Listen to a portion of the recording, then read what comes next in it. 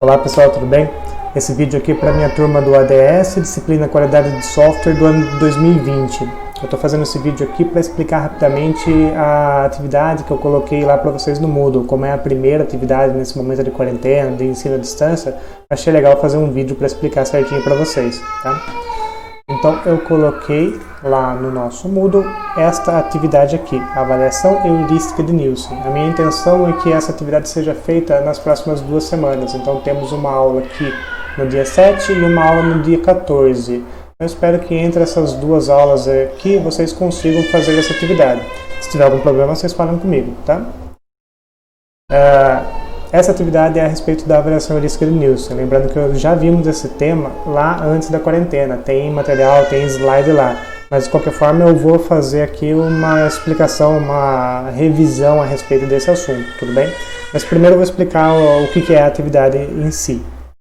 A atividade é o seguinte, a avaliação heurística de Nielsen é para avaliar a usabilidade de alguma coisa, para ver se a interface está bonita, está fácil de usar. Então eu quero que vocês apliquem essa metodologia a alguma coisa, algum software, tá? Então a primeira questão que tem aqui nesse questionário é justamente para você escolher um software, seja um site, pode ser um aplicativo para celular, pode ser um jogo, pode ser um programa para desktop, escolha um software, tá? E nas próximas questões, cada questão vai ser uma das 10 heurísticas. Você vai ter que então entender, né, quais são as heurísticas e aplicá-las e em cada questão fazer o seu comentário, dizer se aquele software atende ou não aquela heurística, se sim, como é que ele atende, se não, como é que ele não atende, quais são os seus defeitos e quais são as possíveis melhorias, mas sempre baseado ali nas 10 heurísticas de Nielsen, tá bem? Então a atividade não é assim muito complexa, é mais uma questão de revisar mesmo o que são as 10 heurísticas e pôr em prática nessa atividade aqui. Bem? Então a partir de agora, nesse vídeo aqui ainda, eu vou puxar os slides que eu apresentei nas aulas passadas como revisão e vou explicá-los novamente aqui. Se você já lembra o que são as 10 heurísticas, pode sair desse vídeo. Então se você achar mais rápido ir lá no Google e pesquisar, fique à vontade, tá? O que são então as heurísticas de Nielsen? Primeiro, quem é Nielsen? Nielsen é esse rapaz aqui que está na foto, tá? E ela serve para avaliar a interface, basicamente, né, serve para avaliar a interface de algum software, tá? E é bastante conhecida e bastante usada aí já há um bom tempo. São 10 regrinhas, então, que você deve seguir, seja para avaliar a interface de um software pronto, ou então até mesmo para usar ali como referência para desenvolver um software novo, tá? Então eu vou passar aqui as 10 heurísticas só relembrando.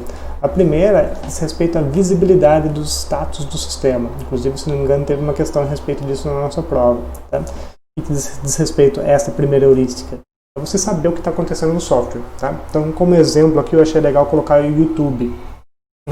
Você olha para essa imagem que está aqui e já sabe o que está acontecendo. Você sabe que está tocando um vídeo, qualquer aqui, no caso é um vídeo da banda de rock Metallica.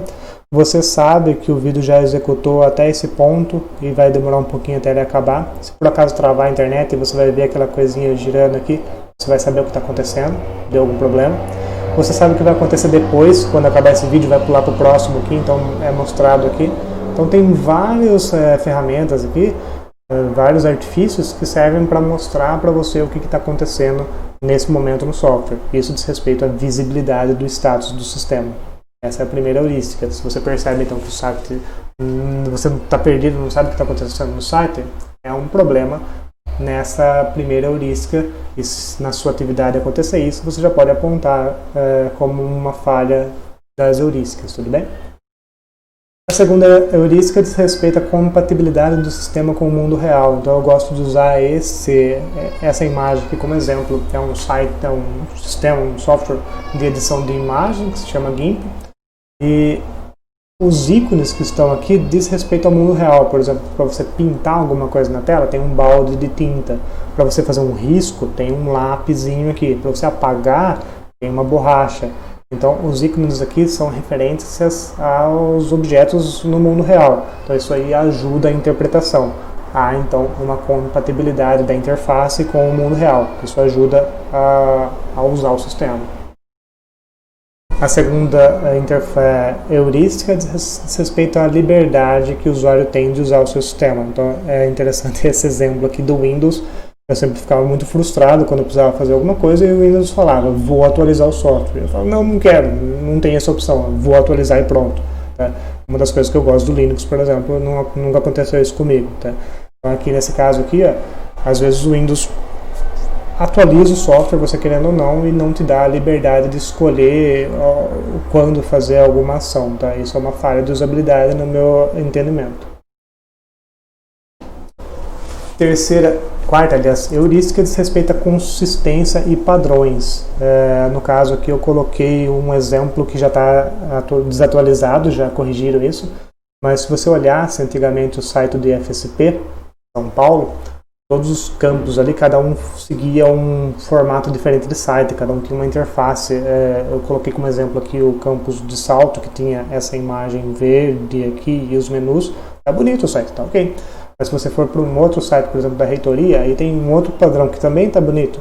Mas o problema é se o usuário que está ali, um aluno que está pensando em estudar no IFSP e está escolhendo qual curso vai fazer, qual cidade ele vai estudar, se ele começar a navegar entre os campos, ele vai ficar um pouco perdido quando ele sai de um e vai para o outro. Tá? Isso anteriormente, agora eles corrigiram. Então isso aqui é um problema de falta de consistência em um site. Tudo bem que são vários sites, porque são vários campos, mas é a mesma instituição, então poderia seguir o mesmo padrão. Inclusive é o que eles fazem agora, eu até deixei aberto aqui já, para vocês verem. Se você entrar aqui no site, por exemplo, de Salto, agora tem esse padrão aqui. Se você vai lá na reitoria, continua com esse mesmo formato, com esse topo aqui verde e alguns menus meio parecido. Capivari também está meio parecido, os menus laterais, então agora segue um padrão. Então se você for navegar entre os diversos campos aí do IFSP, estão todos no mesmo padrão e isso facilita bastante para o usuário, tá bom? Então corrigiram então essa questão da heurística de Nielsen. Número 4, consistência e padrões. Seguindo então até a 10ª. A 5ª diz respeito à prevenção de erros. Então é desejável que o software evite que erros ocorram. Por exemplo, o Google, você vai lá digitar alguma coisa, eu coloquei aqui Instituto Fedela. Antes mesmo de eu terminar de escrever, ele já percebeu que talvez eu estivesse querendo dizer Instituto Federal. Ele já colocou isso aqui como sugestão para mim, para eu nem fazer uma busca com uma palavra errada lá no Google. Ele já evitou que eu cometesse esse erro. Tá? Às vezes você vai escrever alguma coisa aqui, um hoje com G, ele já coloca para você a opção, você quer dizer isto, né? Então ele evita que você cometa o erro. No caso aqui, uma correção foi depois do erro, mas a 5ª heurística, então, são ferramentas que existem ali no software para evitar que a pessoa erre. Né? A 6ª heurística diz respeito a reconhecimento em vez de lembrança. Então é ideal que a pessoa, quando for usar o sistema, ela primeiro consiga entender bem as coisas. Então, ela, por exemplo, eu coloquei aqui um NetBanking aqui. Se você abre, você já consegue ver por imagens ou até mesmo pela organização dos recursos disponíveis onde que está aquilo que você deseja. Você não precisa relembrar o último passo que você fez na última utilização do sistema. Então vamos supor que eu vá pagar um boleto. Então eu olho aqui e já vejo uma imagem de um boleto escrito aqui pagamentos. Então se eu for fazer uma transferência bancária, ele já aparece alguma opção aqui de uma pessoazinha aqui enviando alguma coisa para alguém e tem aqui transferência. Então é muito fácil de você olhar e já reconhecer aquilo que você quer. E uma vez reconhecido, você não precisa ficar lembrando onde é que estava mesmo o botão para fazer uma transferência bancária, você não precisa lembrar. Você abre aqui e já está fácil de reconhecer. Isso é a 6ª heurística de Nielsen. A 7ª diz respeito à flexibilidade e eficiência do uso. Então, já começo aqui com um exemplo. Vamos supor que você vai usar o copiar e colar tão clássico aí do computador, né? Quando você vai ensinar um aluno em informática básica, é mais fácil falar para ele, ó, clique em Edit e clique em Copy. Depois clique em Edit e clique em Paste. Quando é traduzido é até mais fácil ainda. Editar, copiar, editar, colar. Às vezes é mais fácil para o aluno do que memorizar Ctrl+C, Ctrl+V. Se bem que esse exemplo agora já faz parte da nossa cultura, né? Ctrl+C, Ctrl+V, todo mundo acaba sabendo o que é. Tá? Mas às vezes a pessoa não sabe Então, é desejável que o sistema tenha aqui uma forma de acessar as funcionalidades que seja fácil para o usuário inexperiente. Mas para o usuário que já conhece, já tem experiência, é desejável que tenha atalhos, que então tenha uma flexibilidade para que ele não precise toda hora usar aquele caminho para leigos, mas que ele possa usar um caminho para experts que seja ali mais eficiente. Então a interface tem essa forma de oferecer várias formas de acessar a mesma funcionalidade. Isso é flexibilidade. A oitava heurística, então, diz respeito a design minimalista. Então eu tenho aqui como exemplo um caso onde as mesmas informações são duplicadas. Então eu tenho aqui um menu com história, programas, tal, várias opções aqui do menu. E as mesmas opções aparecem em outro local, que isso é desnecessário, acaba poluindo a tela, dando informações de forma espalhada e confusa. Tá? Então, o ideal é quanto menos, melhor, mantendo aquilo que é indispensável na hora de desenvolver a interface. A nona heurística diz respeito ao diagnóstico e correção de erros. Então, tem lá uma heurística que diz respeito à prevenção de erros. Então, é desejável que o software evite que o usuário erre. Mas, mesmo assim, caso ele insista e erre, então você tem que reconhecer que o erro ocorreu e também descrever, dar o diagnóstico do erro. Então, no caso aqui, se eu tentar fazer um login, clicar lá em entrar nesse sistema aqui do Spotify, ele percebe que eu cometi um erro, esqueci de digitar as informações e ele dá o diagnóstico e a sugestão aqui de correção. Por favor, escolha o nome do usuário, escolha a senha. Então ele está dando aqui o diagnóstico do erro. Isso aqui é a nona heurística de Nielsen. E por fim, a décima diz respeito à ajuda e documentação. Então eu coloquei aqui como exemplo um site de pagamento. Então vamos supor que você vai fazer uma compra pela internet com um cartão de crédito. Ele mostra lá para você, ele pede o código de segurança. Muitas vezes isso pode confundir, eu não sei o que é isso, o código de segurança, é a minha senha do cartão? Não, então para ajudar o usuário, então uma forma de documentação e ajuda, ele tem até uma foto aqui apontando onde é aqui o código de segurança que você tem que digitar. Isso aqui é uma forma de dar uma ajuda para o usuário. E hoje em dia, muitos alunos já comentaram até nas aulas que odeiam isso aqui, né? Mas está bastante comum hoje em dia o uso de chatbots, que são computadores, programas de computador que simulam uma pessoa conversando. Então eu já cheguei a usar eles e na minha experiência nunca funcionou direito, tá? Mas você tem uma dúvida, por exemplo, então você entra lá no sistema e faz uma pergunta e o computador responde para você, conversa como se fosse uma pessoa. Então é uma possível forma aí de dar ajuda para o usuário. E tem aquela forma clássica também de ter uma documentação enorme lá com ajuda, ou então perguntas e respostas já feitas. São formas aí de documentar o seu software e dar ajuda aos usuários. Tá bem? Então essa é a última das 10 heurísticas de Nielsen, só para relembrar. Então esse último slide aqui eu só passei alguns estudos de caso, caso vocês tenham interesse de ver como é que alguém colocou em prática essa avaliação de heurística de Nielsen. Então eu tenho aqui alguns estudos de caso. O primeiro acabou não sendo referente a Nielsen, porque a aula desse dia não foi só de Nielsen, né? Foi de avaliação de usabilidade de forma geral.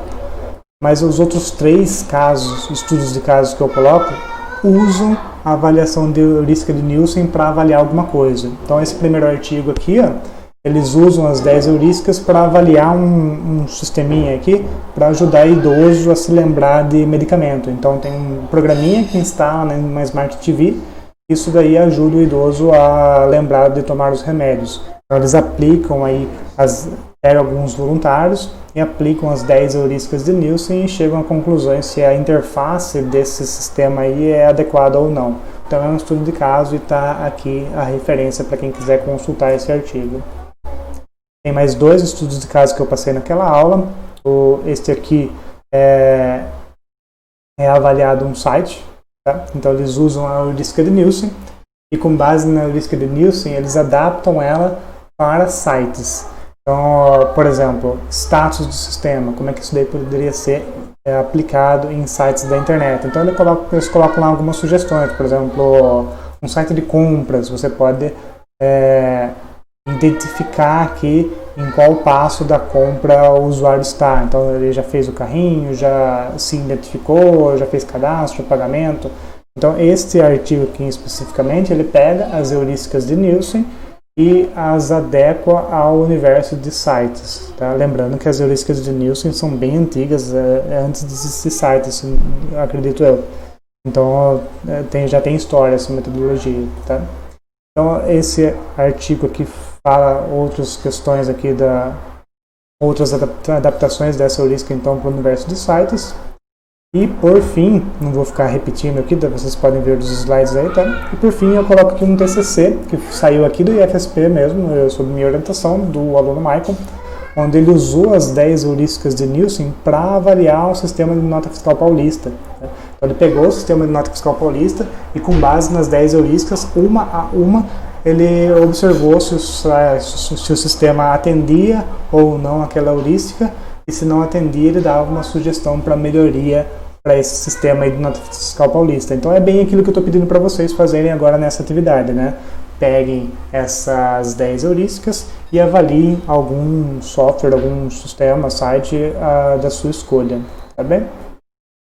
Então termino aqui essa revisão, a atividade está lá no Moodle já para vocês, a expectativa é que vocês façam então do dia 7 até o dia 14 e a partir daí passarei novas atividades. Lembrando que estou à disposição então no e-mail e também via chat durante o horário de aula. Tudo bem?